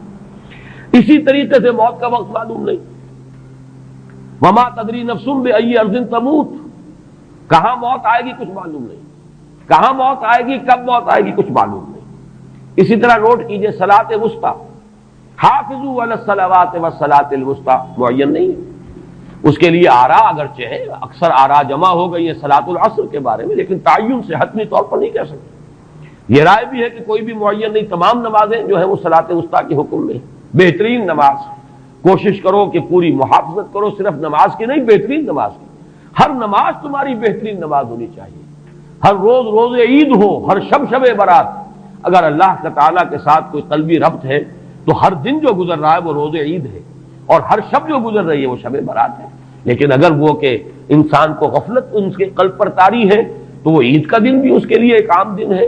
اور شب برات بھی اس کے لیے ویسی ہی ایک رات ہے جیسی کہ ہر روز آتی ہے اور چلی جاتی ہے. اس اعتبار سے اس کو بھی خاص جو ہے معین نہیں کیا گیا صلاۃ وسطیٰ کون سی ہے. اسی طرح بعض روایات میں جو آتا ہے اسم اعظم، اللہ کا ایک نام ایسا ہے کہ اس کے واسطے سے اللہ سے جو بات مانگی جائے وہ رد نہیں ہو، لیکن وہ کون سا نہیں بتایا گیا. اقوال ہیں، اندازے ہیں. حی و قیوم پر زیادہ، الحی القیوم پر زیادہ لوگوں کا جو ہے وہ اجماع ہوا ہے، لیکن یہ کہ یقین سے نہیں کہہ سکتے. تو اسی میں اس کو بھی نوٹ کر لیجئے کہ اس کو مخفی رکھا گیا ہے لیلۃ القدر کو. لوگ زیادہ سے زیادہ محنت کریں، زیادہ سے زیادہ مشقت کریں. اس کے لیے جو بھی اس کی قدر و منزلت سے کسی درجے میں آگاہ ہے، وہ اگر معین ہی ہو جاتا کہ ایک شب یہ ہے تو پھر تو سب کے سب اس رات میں محنت کر لیتے، باقی راتیں جو ہیں وہ پھر سونی اور ویران گزرتی. لیکن یہ کہ مطلوب یہ ہے کہ زیادہ سے زیادہ راتیں آباد ہوں، زیادہ سے زیادہ راتوں میں ذکر ہو، عبادت ہو، دعا ہو. اس لیے اس کو مخفی رکھا گیا. یہ حکمت ہے. اس میں بھی ایک عجیب نقطہ ہے جو امام راضی رحمۃ اللہ علیہ نے بیان کیا ہے، اور حوالہ اگرچہ نہیں دیا اس حدیث کا، لیکن ایک روایت کے حوالے سے بات بیان کی ہے کہ اس کے ظاہر نہ کرنے میں بھی اللہ کی ایک شفقت اور رحمت ہے بندوں کے حق میں. اس لیے کہ اس کی قدر جتنی زیادہ ہے اتنی ہی اس کی ناقدری پر سزا ہوگی. اگر معلوم ہو کہ یہ شب ہے اور اس کی ناقدری کو انسان کرے تو گویا کہ پھر وہ اتنا ہی زیادہ مورد عقاب اور مورد سزا بن جائے گا. اس کے لیے ایک بڑا پیارا واقعہ نقل کیا امام راضی نے کہ حضور صلی اللہ علیہ وسلم حضرت علی رضی اللہ تعالی عنہ ایک روز مسجد میں داخل ہوئے، ساتھ ہی آئے ہیں. دیکھا کہ ایک شخص سو رہا ہے، نماز کا وقت ہو چکا تھا. حضور نے حضرت علی سے فرمایا کہ اسے جگا دو، اسے ہوش میں لے آؤ تاکہ یہ وضو کرے، نماز کے لیے تیاری کرے. حضرت علی نے امتثال امر کیا، جا کر جگا دیا. لیکن پھر ایک سوال کیا حضرت علی نے کہ حضور آپ تو خود نیکی کے کاموں میں بہت سبقت فرمانے والے ہیں، سباق بالخیر یہ لفظ آئے، سبقت کرنے والے بہت کثرت کے ساتھ، تو آپ نے یہ جو ہے یہ کام خود کیوں نہیں فرمایا اور مجھے کیوں اس کے لیے آپ نے حکم دیا؟ آپ خود بھی اسے جگا سکتے تھے. آپ نے فرمایا کہ تم اس کی حکمت کو سمجھ لو. میرے جگانے پر اگر وہ نہ جاگتا اور انکار کر دیتا تو کفر ہو جاتا اس کے حق میں، اور تمہارے جگانے پر اگر کوئی تساہل سے بھی وہ کام لیتا تو وہ کفر نہ ہوتا. تو یہ ایک فرق ہے کہ اللہ تعالیٰ کی طرف سے ایک شفقت ہے کہ حضور صلی اللہ علیہ وسلم جگاتے اور کسی درجے میں وہ انکار کر دیتا. کبھی ایسا بھی ہوتا آدمی نیند میں ہے اور وہ کہتا جاؤ جاؤ مجھے آرام کرنے دو، تو اگر میرے ساتھ یہ معاملہ ہوتا تو وہ کفر کے درجے کو پہنچ جاتی بات. لیکن اگر تمہارے ساتھ یہ معاملہ ہو بھی جاتا تو اس درجے شدید نہ ہوتا. تو گویا کہ حضور نے اس شخص پر شفقت کے اعتبار سے یہ شکل اختیار کی کہ خود نہیں جگایا بلکہ یہ کہ حضرت علی رضی اللہ تعالیٰ عنہ کو حکم دیا کہ اسے جگا دیں۔ تو یہ نقطہ کہ لیلۃ القدر کے اخفاء میں یہ بات بھی ہے کہ اگر اس کو عیاں کر دیا جاتا، معین کر دیا جاتا، تو پھر جو لوگ اس سے غافل رہتے پھر وہ بہت سخت ناقدری کا ارتکاب کرتے اور بڑی سزا کے مستوجب ہو جاتے۔ اب آپ چھٹی بحث ہے کہ وہ رات کون سی ہے۔ اگرچہ ایک رائے شاذ یہ بھی ہے کہ وہ رمضان سے باہر کی رات بھی ہو سکتی ہے، لازم نہیں ہے کہ رمضان ہی کی کوئی شب ہو۔ اس میں چونکہ بعض حضرات نے ایک روایت کی وجہ سے یہ جسے ہم شب برات کہتے ہیں، لیلۃ البرات، یہ شعبان کی 15ویں شب، درمیانی شب، اور اس کے بارے میں ایک روایت موجود ہے حضرت عائشہ صدیقہ رضی اللہ تعالی عنہا کی کہ رات کے وقت ان کی آنکھ کھلی اور وہ باری آپ ہی کے پاس شب باسی کی تھی حضور کی، تو حضور موجود نہیں تھے، تو تشویش ہوئی کہاں گئے۔ تو جب تلاش کی گئی تو معلوم ہوا کہ حضور جنت البقیع قبرستان میں پہنچے ہوئے ہیں اور وہاں آپ ان کے لیے جو بھی وہاں دفن ہیں ان کے لیے استغفار فرما رہے ہیں۔ جب پوچھا گیا معاملہ کیا، تو آپ نے فرمایا یہ بڑی عظیم رات ہے اور اس رات میں فوت ہونے والوں کا فیصلہ ہو جاتا ہے، پیدا ہونے والوں کا فیصلہ ہو جاتا ہے۔ تو اب وہ بھی ایک لیلہ مبارکہ، اسی وجہ سے بعض لوگوں نے وہ جو سورہ دخان کی ابتدائی آیات ہیں انا انزلناہ فی لیلۃ مبارکۃ، اس کو محمول کیا ہے اسی رات پر کہ جس کو ہم شب برات کہتے ہیں اپنی عام اصطلاح میں، لیلۃ البرات اسے عربی میں کہا جاتا ہے۔ برات کے معنی کسی کا چھٹکارا پا لینا۔ یہ شب برات جو ہے وہ برات شادی والی برات نہیں ہے، بلکہ یہ برات کا لفظ ہے عربی زبان کا، جو ہمارے ہاں وہ غلط العام میں برات شب برات بن گیا ہے۔ برات، برات من اللہ ورسولہ، جو سورہ برات کا پہلا لفظ ہے کہ چھٹکارا پانا، کہ وہ رات بھی ایسی ہے کہ اس میں انسان استغفار کرے اور اللہ تعالیٰ سے اپنے گناہوں کی معافی مانگے تو اپنے آپ کو جہنم سے چھٹکارا دلا سکتا ہے، وہ شب برات ہے۔ اس اعتبار سے کچھ لوگوں نے گمان کیا کہ شاید لیلۃ القدر اور لیلہ مبارکہ اس حدیث کی روح سے وہی شب ہے، وہ ظاہر بات ہے کہ خارج از رمضان مبارک ہے، اور یہ کہ اس کے علاوہ بھی بعض آراء ہیں، لیکن یہ آراء جو ہے شاذ کے درجے میں۔ میں یہ کہہ سکتا ہوں کہ تقریباً اجماع ہے اس پر کہ یہ رات رمضان مبارک ہی کی ایک رات ہے۔ اس کی دلیل ایک تو یہ کہ القرآن یفسر بعضہ بعضا کے اصول کے مطابق قرآن مجید کے اندر سورہ بقرہ میں یہ واضح کر دیا گیا شہر رمضان الذی انزل فیہ القرآن، رمضان مبارک کا مہینہ وہ ہے کہ جس میں قرآن نازل کیا گیا، اور یہاں فرمایا انا انزلناہ فی لیلۃ القدر، ہم نے اس کو اتارا ہے لیلۃ القدر میں۔ ان دونوں کو جوڑیے تو اس کا ایک لا محالہ جو ایک انیویٹیبل رزلٹ نکلتا ہے وہ یہی ہے کہ یہ لیلۃ القدر رمضان مبارک میں۔ دوسری اس کی تائید ہوتی ہے وہ مشہور حدیث جس کو الحمدللہ کہ ہم نے بہت عام کیا ہے، رمضان مبارک کی آمد سے قبل کوشش ہوتی ہے ہر سال جو ہے اس کی یاد دہانی کرا دی جائے۔ ایک طویل خطبہ جو حضور نے دیا تھا، خطبنا رسول اللہ صلی اللہ علیہ وسلم فی آخر یوم من شعبان، یہ حضرت سلمان فارسی رضی اللہ تعالیٰ عنہ سے مروی ہے کہ حضور نے شعبان کے آخری دن ہمیں خطبہ ارشاد فرمایا، یا ایھا الناس قد اظلکم شہر عظیم شہر مبارک شہر فیہ لیلۃ خیر من الف شہر، لوگوں آگاہ ہو جاؤ، تم پر ایک بہت مبارک مہینے نے، بڑی عظمت والے مہینے نے سایہ کر دیا ہے، سایہ فگن ہو گیا ہے تم پر ایک مہینہ جو بڑی عظمت والا ہے، شہر عظیم جو بڑی برکت والا ہے، شہر مبارک، اور تیسرا جملہ اس میں یہی ہے شہر فیہ لیلۃ خیر من الف شہر، وہ مہینہ کہ جس میں ایک رات وہ بھی ہے کہ جو 1000 مہینوں سے افضل ہے۔ ان دونوں چیزوں کے حوالے سے تقریباً دلائل بھی موجود ہیں، اور ویسے یہ کہ جیسا کہ میں عرض کر چکا ہوں اجماع ہے کہ یہ رمضان مبارک ہی کی ایک شب ہے۔ لیکن رمضان مبارک کی کون سی شب ہے، اس پر بعض مفسرین نے تو لکھا ہے کہ 40 قول ہیں۔ چنانچہ صاحب تفسیر مظہری قاضی ثناء اللہ پانی پتی نے، میں نے وہ تفصیل تو نہیں پڑھی، کہ 40 قول نقل کیے، لیکن امام راضی نے جو 9 قول نقل کیے ہیں وہ میں تیزی کے ساتھ آپ کو سنا دیتا ہوں۔ ابن رزین رحمہ اللہ کا قول یہ ہے کہ رمضان کی پہلی شب ہے۔ حضرت حسن بصری رحمت اللہ علیہ، یہ ہے تابعین میں سے، اس لیے میں رضی اللہ عنہ نہیں کہہ رہا، رحمت اللہ علیہ، حضرت حسن بصری رحمت اللہ علیہ کی رائے ہے کہ یہ 17ویں شب ہے، یعنی وہ شب کہ پھر جس کے اگلے دن جو ہے وہ غزوہ بدر ہوا ہے، یوم الفرقان۔ حضرت انس رضی اللہ تعالی عنہ مرفوعاً روایت کرتے ہیں کہ یہ 19ویں شب ہے۔ محمد بن اسحاق جو بہت بڑے سیرت نگار ہیں حضور کے، ان کا قول ہے کہ یہ 21ویں شب ہے۔ حضرت عبداللہ ابن عباس رضی اللہ تعالی عنہما سے قول جو ہے مروی ہے کہ یہ 23ویں شب ہے۔ حضرت عبداللہ ابن مسعود رضی اللہ تعالی عنہ سے مروی ہے کہ یہ 24ویں شب ہے۔ اور اس کو میں ذرا اہمیت دیتا ہوں اس لیے کہ 24ویں شب جو ہے سورہ علق کی ابتدائی آیات کے نزول کے ضمن میں کچھ حساب کتاب کے جوڑنے سے 24ویں اور 25ویں شب کا بھی معاملہ جڑتا ہے، جو کہ میں نے آپ کو سورہ علق کے درس کے دوران بتایا تھا۔ اس کے بعد حضرت ابو ذر غفاری رضی اللہ تعالیٰ عنہ کا قول ہے کہ یہ 25ویں شب ہے۔ اس کے بعد حضرت ابی ابن کعب رضی اللہ تعالیٰ عنہ کا قول ہے، یہ وہ ہے جن کو کہ حضور نے خود فرمایا کہ اقرأہم ابی ابن کعب، قرآن مجید کے سب سے بڑے قاری حضرت ابی ابن کعب ہیں رضی اللہ تعالیٰ عنہ۔ اور ان کے بھی سینے پر آپ نے تھپکی دی تھی کہ ایک سوال کیا آپ نے کہ سب سے عظیم سورت کون سی ہے، اور جب انہوں نے صحیح جواب دے دیا سورہ فاتحہ، تو پھر یہ کہ اس پر حضور نے تھپکی دی کہ تمہیں اللہ تعالیٰ نے بہت صحیح مناسبت عطا کی ہے علم کے ساتھ۔ ان کی اور صحابہ میں سے بہت سے لوگوں کی رائے، یہاں تک کہ یہ کہا جا سکتا ہے کہ بقیہ اقوال جو ہے وہ شاذ کے درجے میں ہے، اور یہ گویا کہ اگر اجماع نہ کہا جائے تو بہت حد تک اتفاق کے درجے میں ہے کہ یہ 27ویں شب ہے۔ اور اس 27ویں شب کے ضمن میں حضرت عبداللہ ابن عباس سے ایک روایت میں پہلے آپ کو بتا چکا ہوں کہ 23ویں شب،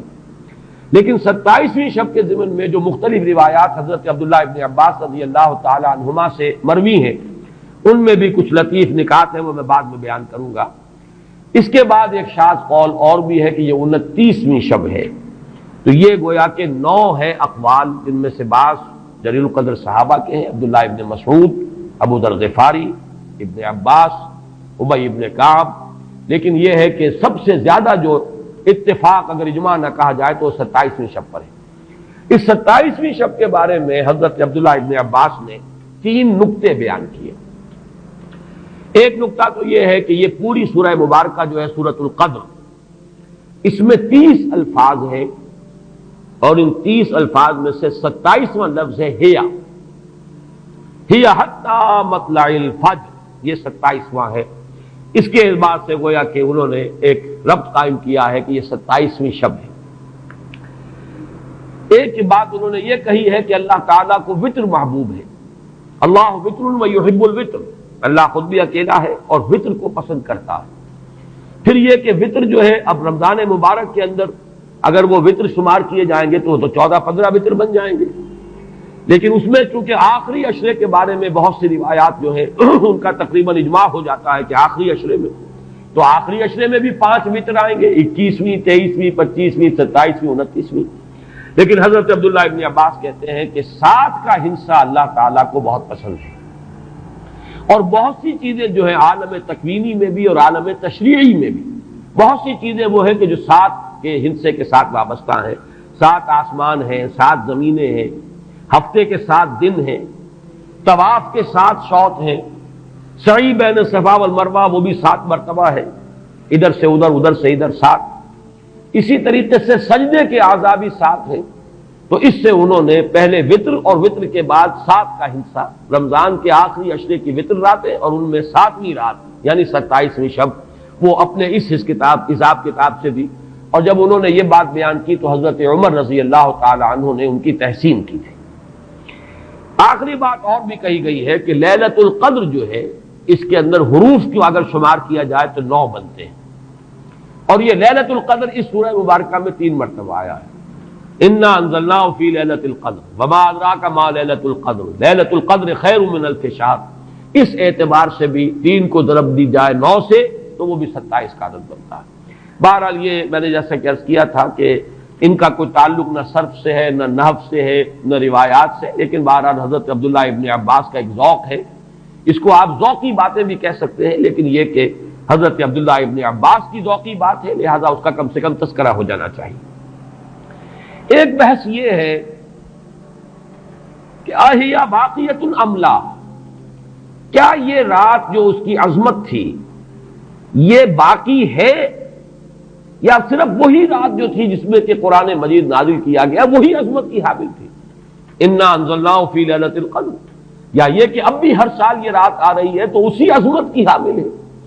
اسی قدر و منزلت کی، اسی برکت کی حامل ہے؟ اس پر بھی تقریباً ایک اجماع ہے کہ یہ لیلۃ القدر باقی ہے، ہر سال آتی ہے۔ اس کے ضمن میں بلکہ میں چاہتا ہوں کہ اپنے قول کی تصحیح کر دوں کہ میں ایک رائے میں نے ابتدائی دور میں بیان کی ہے اپنے بعض خطبات میں، تقاریر میں، اور وہ جیسا کہ ایک خطیبانہ انداز ہوتا ہے، قرآن مجید کی عظمت کے بیان کے ضمن میں یہ باتیں، یہ بھی نقطے کے درجے کی باتیں ہوتی تھی اور وہ میں بیان کرتا رہا ہوں کہ قرآن ہے اصل عظمت کی حامل شے۔ جس رات میں یہ قرآن نازل ہوا وہ لیلۃ القدر بن گئی، گویا کہ لیلۃ القدر کی عظمت جو ہے وہ قرآن کی عظمت سے مستعار ہے۔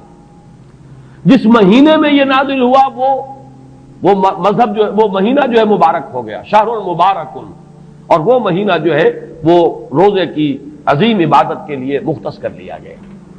اسی طریقے سے جو دن اس کی تعلیم کے لیے خاص کیا گیا، جو جمعے کا دن جو ہے وہ در حقیقت تعلیم قرآن کے لیے، یتلو علیہم آیاتہ ویزکیہم ویعلمہم الکتاب والحکمہ، جو حضور کا عمل تھا اسی کو دوام عطا کیا گیا ہے خطبہ جمعہ کی صورت میں۔ وہ دن جو ہے وہ سید الایام بن گیا کہ ہفتے کے دنوں میں وہ سردار دن ہے، جمعے کا دن جو ہے وہ سردار ہے تمام دنوں کا۔ یہ بات اپنی جگہ پر صحیح ہے جہاں تک اصولی اعتبار سے، لیکن میں اس میں جو تصحیح کر رہا ہوں جزوی طور سے وہ یہ ہے کہ لیلۃ القدر کی عظمت جو ہے وہ خود اپنی جگہ پر ہے، فی نفسہا ہے، اپنے ہی مقام پر ہے، اپنی جگہ ہے، بجائے خود، جسے کہتے ہیں فارسی میں بجائے خود عظمت کی حامل ہے۔ اور اس کی عظمت کا مقام یہ بھی ہے کہ اس میں فیہا یفرق کل امر حکیم، تمام معاملات جو ہیں اللہ کے فیصلے جو ہیں ان کو ایشو کر دیا جاتا ہے، وہ گویا کہ حوالے کر دیے جاتے ہیں، وہ فیصلے صادر ہو جاتے ہیں اللہ تعالیٰ کی جناب سے، تو یہ اس کی عظمت قدیم ہے۔ قرآن کا نزول اس کے ساتھ شامل کیا گیا ہے کہ اس عظیم رات کا انتخاب کیا گیا ہے قرآن کے نزول کے لیے۔ یہ میں چاہتا تھا کہ اپنے ان سابقہ بیانات کے ضمن میں یہ تصحیح جو ہے میں آپ کو نوٹ کرا دوں۔ دوسرے یہ کہ آیا اس کے ساتھ اس کا دن بھی اس عظمت میں شامل ہے یا نہیں؟ اس میں بھی اکثر مفسرین کا جواب یہ ہے کہ دن شامل ہے، اس لیے کہ قرآن مجید کا حساب کتاب، عرب کی تقویم، اس میں رات بول کر بھی دن رات مراد لیتے تھے اور یوم بول کر بھی دن رات مراد لیتے تھے۔ یوم بھی 24 گھنٹے کے مجموعے کا نام ہے، اور جب رات کا تذکرہ آتا ہے تو رات بھی در حقیقت دن اور رات کے 24 گھنٹوں پر اس کا جو ہے اطلاق کیا جاتا ہے۔ جو دن آتا ہے رات کے بعد وہ اس رات کے تابع ہے۔ اس اعتبار سے یہ عظمت جو ہے صرف شب کے ساتھ نہیں ہے، بلکہ یہ کہ اس کے بعد آنے والا دن جو ہے وہ بھی اسی عظمت کا حامل ہے۔ اس سے ایک بہت بڑا مسئلہ حل ہو جاتا ہے کہ جو اس دور میں خاص طور پر بہت سے لوگوں کے ذہنوں کو پریشان کر سکتا ہے، اور وہ یہ کہ جب کہ مکے میں یا عرب میں رات ہے تو امریکہ میں وہ دن ہے۔ وہ دن، یا اگر وہ رات آئے گی تو ابھی اس کے کچھ 12 گھنٹے کے بعد وہاں پر رات آئے گی۔ اس اعتبار سے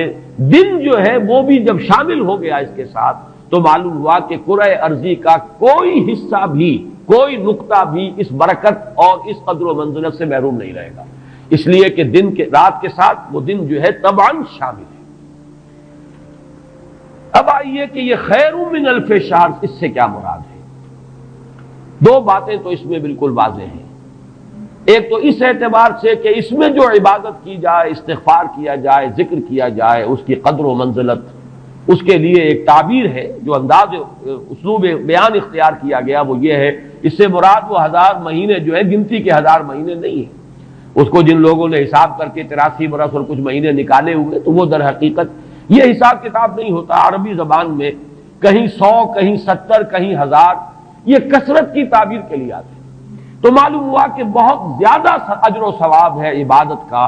دعا کی قبولیت کا بہت قوی امکان ہے اس شب مبارک میں، اور یہ کہ تقرب الی اللہ کے لیے انسان کوئی کوشاں ہو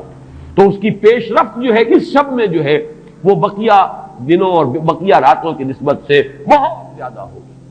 اس میں جو ایک اشکال پیدا ہوتا ہے ذہن میں کہ آخر کیا سبب ہے کہ بعض خاص جو دن ہیں یا بعض خاص مہینے ہیں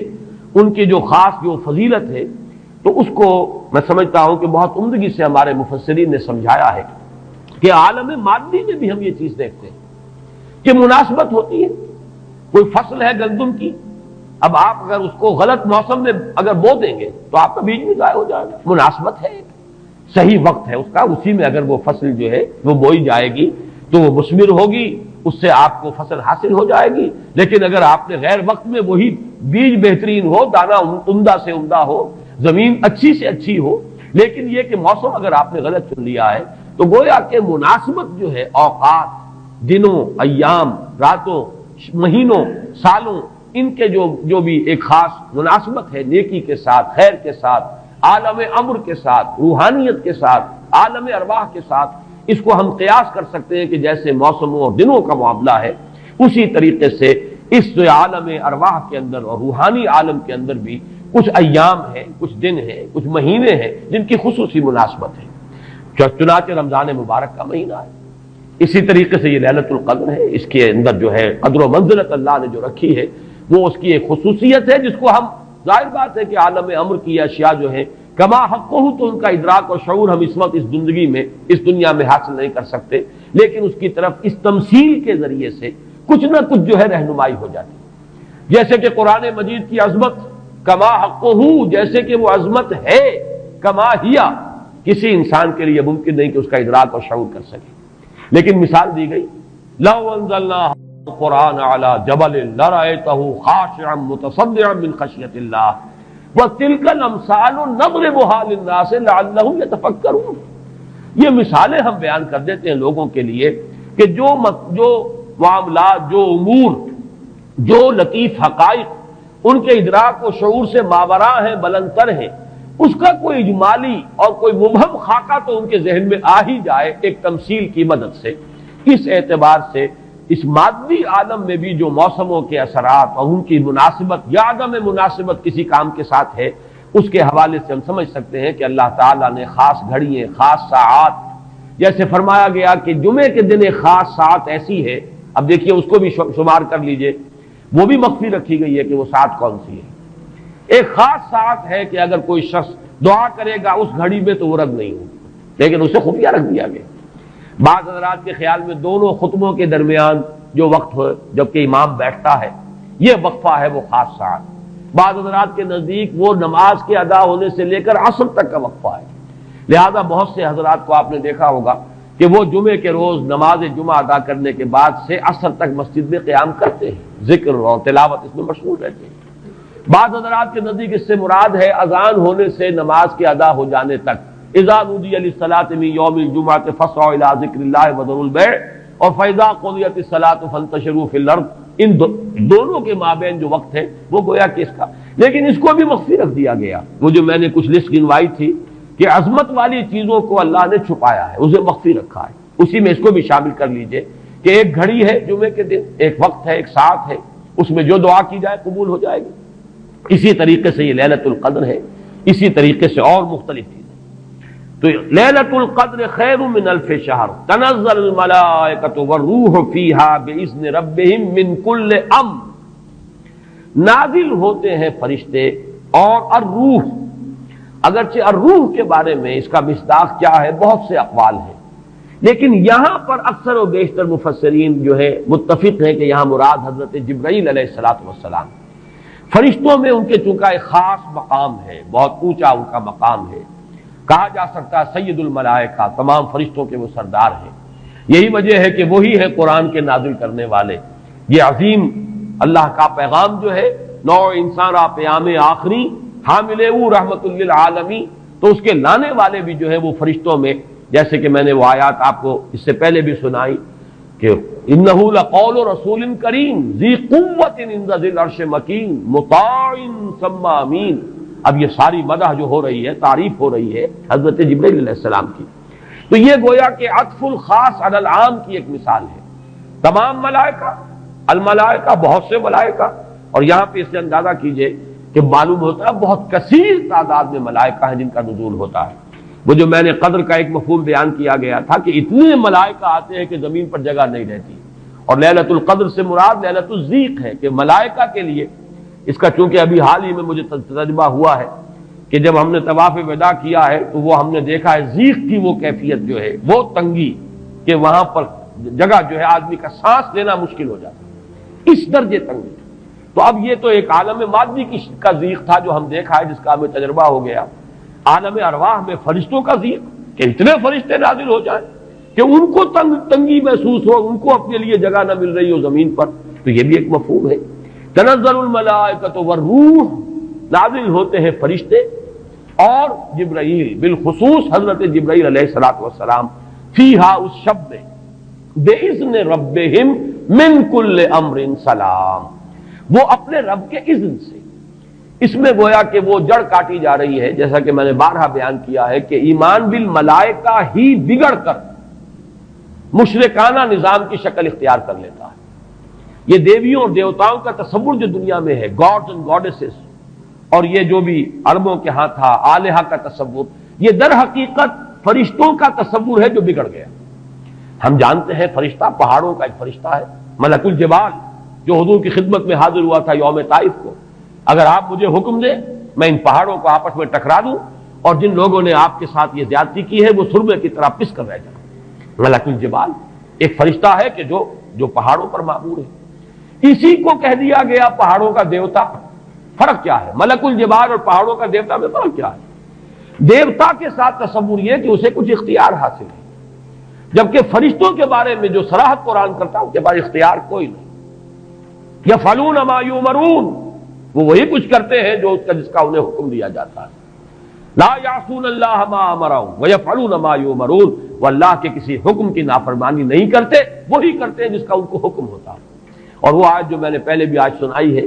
حضرت جبرائیل نے حضور کے اس شکوے یا گلے کے جواب میں جو بھی کہا، اپنی وضاحت پیش کی، ما نتنزل الا بامر ربک، اے نبی، اے محمد صلی اللہ علیہ وسلم، آپ کا شوق اپنی جگہ، لیکن ہم نازل نہیں ہو سکتے آپ کے رب کے اذن کے بغیر، آپ کے رب کے حکم کے بغیر، ہمارا اختیار نہیں ہے۔ اور وہ مقام اس اعتبار سے عظیم ترین مقام ہے قرآن مجید کا، ضربۃ السلام ہے، لہو ما بین ایدینا وما خلفنا وما بین ذالک، اللہ ہی کا اختیار ہے اس پر بھی جو ہمارے سامنے ہے، اللہ کے اختیار میں ہے وہ بھی جو ہمارے پیچھے ہے، اور اللہ کے اختیار میں وہ بھی جو ان دونوں کے مابین ہے۔ اب ان دونوں کے مابین کیا ہے؟ میرے آگے یہ سب کچھ ہے، میرے پیچھے یہ سب کچھ ہے، میرے آگے اور پیچھے کے مابین کون ہے؟ میں ہوں۔ گویا کہ ملائکہ بالکلیہ اللہ کے اختیار میں، ان کا کوئی اختیار جو ہے اپنا نہیں ہے، اگرچہ بہت ملائکہ مقربین ہے، مقام بہت بلند ہے، نوری مخلوق ہے۔ چنانچہ مسلم شریف میں حضرت عائشہ صدیقہ رضی اللہ تعالی عنہا سے روایت موجود ہے کہ اللہ نے فرشتوں کو نور سے پیدا کیا، نوری الخلق، نوری الاصل، پھر یہ کہ مقربین، اللہ کے بہت قریب، قرب رکھنے والے، لیکن اختیار نہیں، جو حکم ملتا ہے۔ بس یہ بات پیش نظر رہے تو ایمان بالملائکہ جو لازم ہے، ہمارے ایمانیات کا جزو لا ينفک ہے۔ آمنت باللہ وملائکتہ وکتبہ ورسلہ والیوم الآخر والقدر خیرہ وشرہ من اللہ تعالی والبعث بعد الموت۔ ایمان باللہ کے فوراً بعد ایمان بالملائکہ لازم ہے، لیکن یہ کہ ذرا سا دیکھیے بال برابر ادھر سے ادھر ہو جانے سے وہ جو ہے کہ رفتم کے خارج پاکشم محمل نہا شد از نظر، یک لحظہ غافل گشتم و 100 سال راہم دور شد، ایک لحظے کی غفلت جو ہے وہ 100 سال کی دوری ڈال دیتی ہے راستے کے اندر، ایک لحظے کی ذرا سی یہ لفظش جو ہے۔ اگر ان ملائکہ کے بارے میں یہ تصور قائم ہو جائے کہ یہ بھی صاحب اختیار ہے تو ٹھیک ہے، پھر کچھ دنڈوت ہونی چاہیے، پھر کچھ چڑھاوے چڑھانے چاہیے، پھر ان سے دعائیں کرنی چاہیے، ان سے استغاثہ ہونا چاہیے، ان کو پکارا جانا چاہیے۔ وہ سارا کا سارا شرک کا جو تومار ہے اب اس کے لیے پورا جواز پیدا ہو گیا اگر ذرا سی یہ علمی غلطی ہو جائے۔ تو اسی لیے یہاں پر خاص طور پر تنزل الملائکۃ والروح فیہا بإذن ربہم، اپنے رب کے اذن سے نازل ہوتے ہیں، از خود نازل نہیں ہوتے۔ یہی بات ہے کہ جو وہاں فرمائی گئی ہے اس سورہ مبارکہ میں، فیہا یفرق کل امر حکیم امرا من عندنا، ہمارے پاس سے وہ امر جاتا ہے، کسی اور کا اختیار نہیں ہے، امرا من عندنا، اس کا فیصلہ ہم کرتے ہیں، یدبر الامر ہم ہیں، تدبیر امر ہم کرتے ہیں، فیصلہ کرنے والے ہم ہیں، حکم دینے والے ہم ہیں، تقدیر کا تعین کرنے والے ہم ہیں، اس کے لیے حکم ایشو کرنے والے ہم ہیں۔ تو فرمایا امرا من عندنا انا کنا مرسلین، مرسلین، اور ہم ہی ہیں کہ جو بھیجنے والے ہیں، اپنے فرشتوں کو بھیجتے ہیں تنفیذ امر کے لیے، اپنے رسولوں کو بھیجتے ہیں لوگوں کو خبردار کرنے کے لیے، جو کہ اگلی صورت کا مقصد ہے، جو مرکزی مضمون ہے کہ مقصد رسالت ہے کیا۔ تو فرمایا تنزل الملائکۃ والروح فیہا باذن ربہم من کل امر۔ اب دیکھیے کل امر کس طرح یہ الفاظ جو ہے ایک دوسرے کے ساتھ ان دونوں مقامات کے جو ٹیلی کر رہے ہیں۔ انا انزلناہ فی لیلۃ القدر، انا انزلناہ فی لیلۃ مبارکۃ، قدر اور مبارک یہ دونوں ایک دوسرے کے مقابل میں آ گئے۔ یہاں فرمایا من کل امر، تنزل الملائکۃ والروح فیہا باذن ربہم من کل امر، وہاں فرمایا فیہا یفرق کل امر حکیم امرا من عندنا انا کنا مرسلین۔ اس شب میں ایشو ہو جاتے ہیں تمام معاملات، تمام فیصلے، اور ہوتے ہیں ہمارے پاس سے۔ یہ غالباً جو ہمارے ہاں جو فیصلے عدالتی فیصلے ہوتے ہیں ان میں بھی خاص الفاظ آتے ہیں کہ یہ عدالت کا اپنا فیصلہ ہے، یہ ہم اپنے فیصلے سے یہ بات جو ہے اس کا تعین کر رہے ہیں۔ تو امرا من عندنا، یہ ہمارا فیصلہ ہمارے پاس سے اس کی تعین ہوتی ہے۔ سلام ہی حتی مطلع الفجر، سلام میں ایک تو یہ بات کہ نحوی اعتبار سے کہ اس کا مبتدا محذوف ہے، وہ سلامتی ہی سلامتی ہے، اور سلام کے دو معنی کیے گئے ہیں۔ ایک تو جو سلام کا یا سلامتی کا ذریعہ بنے، یہ رات سلامتی کی رات ہے، اس رات میں سلامتی حاصل کی جا سکتی ہے، اس رات میں اللہ کی مغفرت حاصل کی جا سکتی ہے، اللہ کے عفو و درگزر کے عام ہونے کی رات ہے۔ ایک یہ کہ اس رات میں مولانا اسلائی صاحب نے ایک بڑا پیارا لفظ استعمال کیا ہے کہ جو شیاطین جن ہیں ان پر کرفیو لگا دیا جاتا ہے، جیسے رمضان مبارک کے بارے میں آیا ہے کہ ان جو شیاطین ہیں ان کو قید کر دیا جاتا ہے، یعنی یہ کہ برائی کے جو محرکات و دوائی ہیں ان میں کمی آ جاتی ہے، خیر کے دوائی اور داعیات و محرکات وہ اس کے اندر نکھرتے ہیں، ابھرتے ہیں، اور یہ ہر شخص کو اندازہ ہے رمضان مبارک کا ایک خاص ماحول ہوتا ہے۔ اس میں واقعہ یہ ہے کہ اگرچہ بدطینت لوگ اس میں بھی بد کرداری کا معاملہ کرتے ہیں، لیکن یہ کہ طبیعت جو عام ماحول اس ماہ مبارک کا ہوتا ہے اس میں خیر کا کرنا نسبتاً بہت آسان دوسرے دنوں کے مقابلے میں، اور برائی کی طرف میلان جو ہے وہ زیادہ ہی شدید ہوگا تو شاید اس کا جو ہے اظہار ہو جائے، ورنہ عام طور پر برائی کے میلانات جو ہے ان میں کمی پیدا ہو جاتی ہے۔ تو سلام ایک تو اس معنی میں کہ سلامتی حاصل کرنے والی رات، دوسرے یہ کہ اس رات میں سلامتی ہوتی ہے کہ جنات جو ہیں شیاطین جن ان کے اوپر پابندیاں ہیں، قدغنے ہیں، اور ایک یہ لفظ لایا گیا ہے سالم کے معنی میں، سالم پوری رات،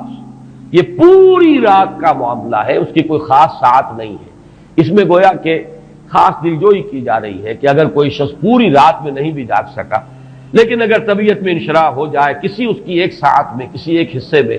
تو وہ یہ سمجھے کہ وہ محروم نہیں رہا، اسے اس رات کی سعادتوں اور برکات میں سے حصہ مل جائے گا۔ ہی حتی مطلع الفجر، اور یہ رات جو ہے یہ فجر کے طلوع ہونے تک یہ برکات کا نزول، فرشتوں کا نزول، خیر و سعادت، سلامتی کا حصول، یہ تمام چیزیں جو ہیں اس رات کے آخری جو سرحد ہے مطلع الفجر، طلوع فجر تک یہ تمام کیفیات برقرار رہتی ہیں۔ اللہ تعالی ہم سب کو یہ لیلہ قدر اور لیلہ مبارکہ جو ہے اس کی برکات سے اور اس کی قدر و منزلت سے اور اس کے خیرات و حسنات سے متمتع ہونے کی توفیق عطا فرمائے۔